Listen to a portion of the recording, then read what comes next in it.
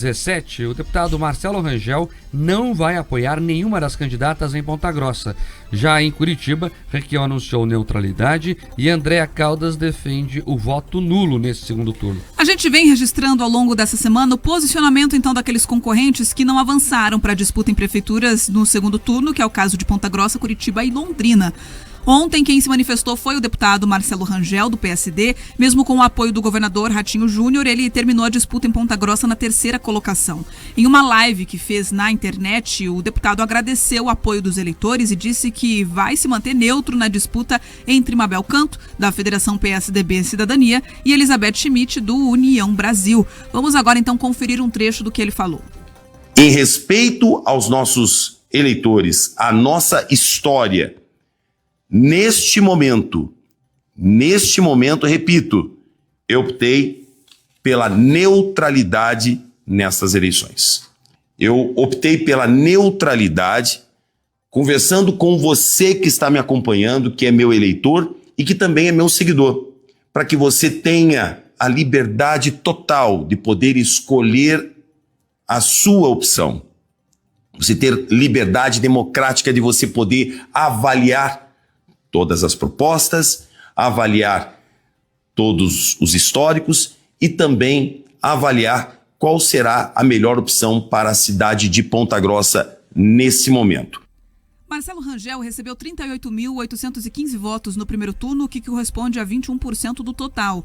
Na última tarde, o deputado federal Aliel Machado, do PV, se reuniu com vereadores do partido que foram eleitos para a Câmara, o Geraldo Stocco, o Dr. Eric e também o professor Careca. No encontro, eles discutiram o possível apoio a uma das candidatas que segue nessa disputa pela Prefeitura de Ponta Grossa. O anúncio oficial da sigla e do candidato derrotado deve acontecer até amanhã. O primeiro turno, o Aliel Machado teve 35.948 votos, o que representa 19% do total. O Marcelo Rangel não tinha muito o que fazer além disso, né? Ele, de fato, rompeu com a prefeita que está tentando a reeleição e passou sem o apoio dele para o segundo turno, a Elizabeth Schmidt, então não tinha por que ele apoiar ela agora. Já rompeu antes, vai apoiar agora. E depois a Mabel Canto é uma inimiga, digamos assim, política histórica dele. As famílias já brigam há algum tempo lá em Ponta Grossa. Então não tinha muito o que ele fazer além de se mostrar neutro. Já o Aliel Machado, a tendência é que se alinhe a uma das candidaturas. Vamos aguardar o anúncio oficial, mas tem discussão ali dentro da tal federação, PV, PT e PCdoB, Pedro. Então por isso que eles não anunciaram oficialmente ainda, estão buscando um alinhamento, inclusive se aconselhando com lideranças nacionais. Mas parte da turma ali, talvez um time de primeiro escalão do Aliel, já está firme na campanha da Elizabeth. Talvez eles assumam, como em alguns municípios aqui do Paraná, em Londrina, que a turma está apoiando, só não coloca o adesivo. Então, talvez isso aconteça. No caso do Marcelo Rangel, eu escutei ele falando que o eleitor vai ter a liberdade, e ele sempre tem. Nesse caso, algumas pessoas ou algumas lideranças que imaginam que detêm ali o controle de parte do eleitorado, isso não existe. O eleitor escolhe, vê as opções e toma a sua decisão. Cada vez é menos relevante essa declaração de apoio público, de adesão.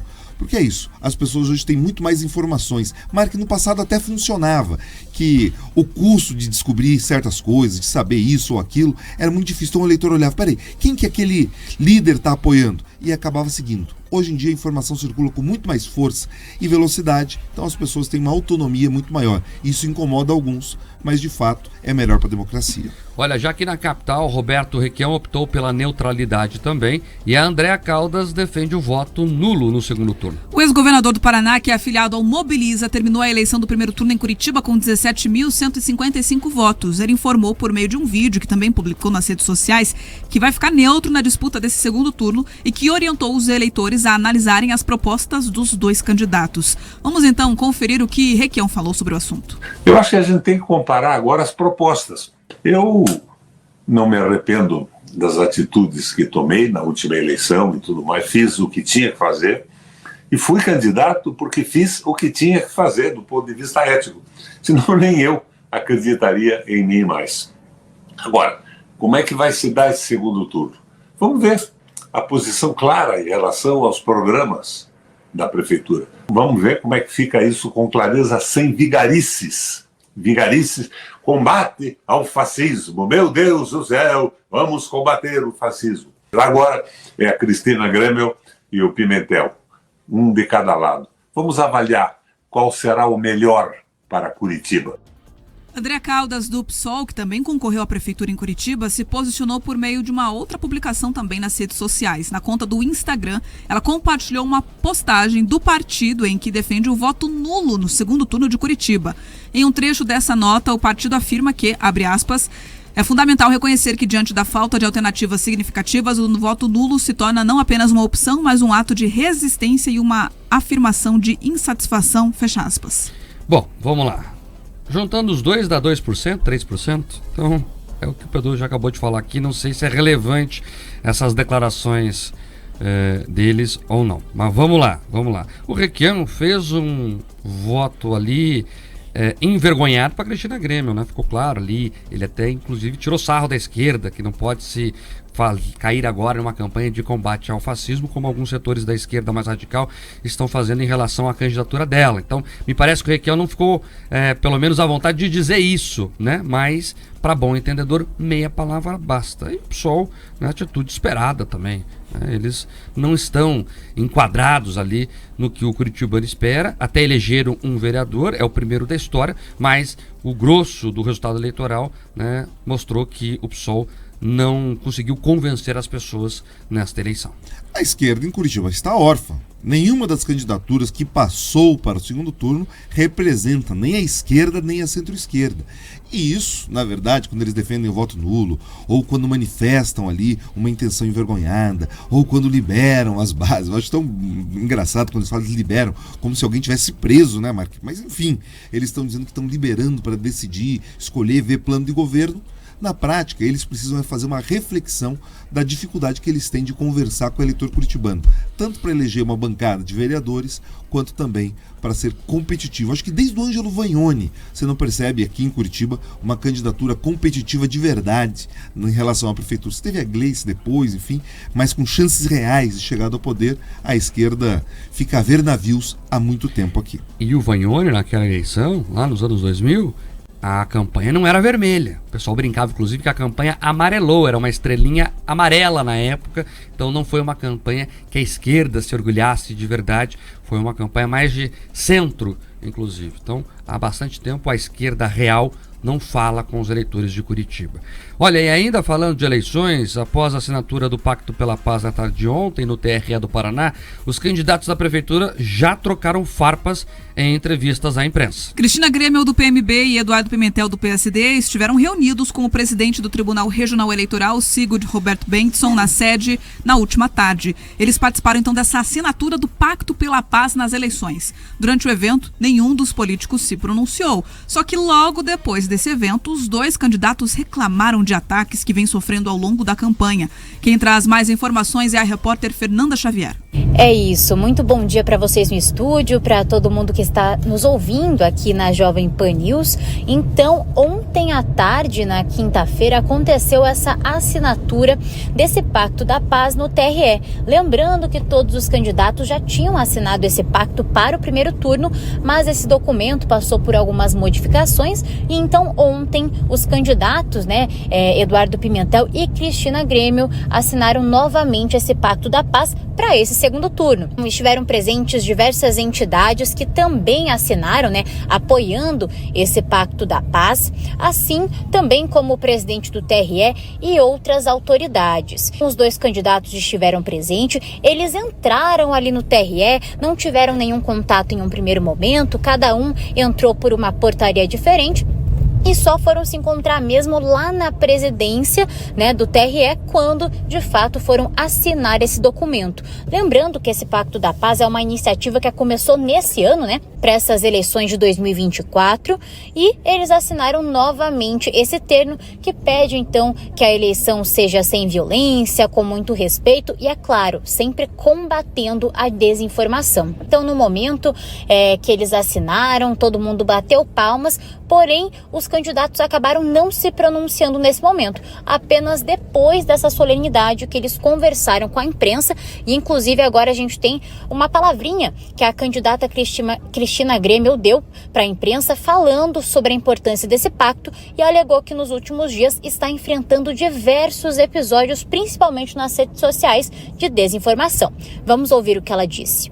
Para mim é uma felicidade que o TRE promova esse tipo de ação, porque de minha parte não há nenhum ataque, não há nenhum único processo que nós entramos para qualquer outra candidatura, foi para que o Ministério Público Eleitoral e o Ministério Público Estadual investiguem a denúncia feita pela própria imprensa acerca de possível achaque de servidores da Prefeitura para doar compulsoriamente para a campanha de um candidato que já tem fundo eleitoral. Mas não houve nenhum processo. Eu tenho sofrido 10 processos por dia. Está bem intensa a parte jurídica da minha campanha, por filigranas da lei, às vezes por coisas que sequer existem. Eu estou sofrendo muitos ataques de disparos em massa no WhatsApp. Eduardo Pimentel também conversou com a imprensa. Ele falou sobre a importância desse pacto e disse que, assim como aconteceu no primeiro turno, ele vai seguir levando uma eleição bastante pacífica, mas disse também que, se for alvo de desinformação, de notícias falsas, ele vai sim a público, desmentir toda a situação e que não vai ficar quieto nessas situações que possam eventualmente acontecer. Vamos ouvir o que ele disse. Olha, da minha parte, eu falei que eu vou manter a serenidade que eu tive no primeiro turno. Sempre a verdade e os fatos. É dessa forma que eu trabalho. E com propostas, que foi o que eu me dediquei no primeiro turno. Mas eu não vou deixar nenhuma agressão, nenhum ataque a mim ou a minha campanha sem respostas.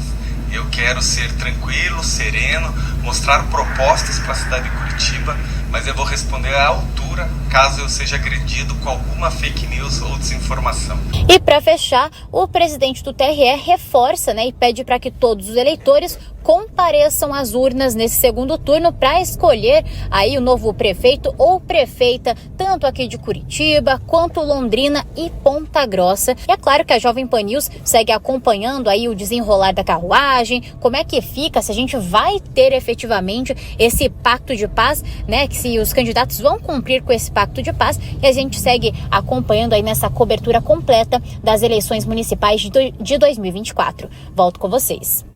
Obrigada, Fernanda Xavier. Lembrando que a RIC TV Record vai fazer debates com candidatos a prefeito no segundo turno, isso tanto em Curitiba quanto em Londrina. Os eventos vão acontecer no dia 19 de outubro, a partir das 9 da noite. O evento era da paz, era o Pacto pela Paz, mas não teve nada de passividade nos bastidores. Eles entraram por portas diferentes, não trocaram olhares, nem posaram para foto naquele cumprimento famoso, sabe? Que os cinegrafistas, que os fotógrafos pedem. Aperta a mão aí pra gente tirar foto. Não fizeram nem isso e já saíram se atacando. O clima da campanha deve ser esse, deve ser quente. Me chamou a atenção, Pedroso, o seguinte: a Cristina Grêmio sempre reclamou muito que não teve muito espaço no primeiro turno, que o partido dela não tinha tempo de rádio e televisão. Mas no primeiro programa de rádio desta fase da eleição, desse segundo turno, ela não entregou o programa para as rádios. Eu também tive essa surpresa, vindo a caminho da Jovem Pan. Falei, quero acompanhar os programas, entender as propostas dos dois candidatos, inclusive, para saber qual seria o tom da campanha. Me surpreendeu que ali ficou tocando simplesmente ali o anúncio da Justiça Eleitoral, explicando que o horário era reservado. Mas, Mark, não só isso, Ontem ela também estaria em uma outra emissora, também não compareceu. Enfim, vale entender o que pode estar acontecendo ali, se são ajustes políticos, se ela está trazendo nova equipe de comunicação, a turma ainda não se organizou, mas é isso. Precisa agora ocupar o espaço que brigou tanto para conquistar. Enfim, agora que o clima já é bélico, A gente antecipou aqui, quem acompanhou as apurações das eleições, lembra que agora é tiro, porrada e bomba de lado a lado. Então o Pacto pela Paz, Mark, talvez fique simplesmente no campo das boas ideias, das boas intenções, mas a prática nas ruas parece que vai ser de conflito aberto. Quando a gente olha a foto, dá para perceber isso. Não sei se o Bruno consegue colocar de novo na live. Para quem está no carro, a gente descreve aqui. Então é uma foto protocolar. Tem muita gente ali na sala, mas os dois candidatos com cara de protocolo, ou seja, aquela cara de quem comeu e não gostou, sabe? A nossa avó falava isso. É mais ou menos isso. Então foi uma promessa ali que está no papel lá, esse Pacto pela Paz, mas acho que não vai ser muito pacífica, não, essa disputa de segundo turno aqui em Curitiba. Agora 7h32. Repita. 7h32, rápido intervalo comercial para quem tá na FM. A gente segue na live.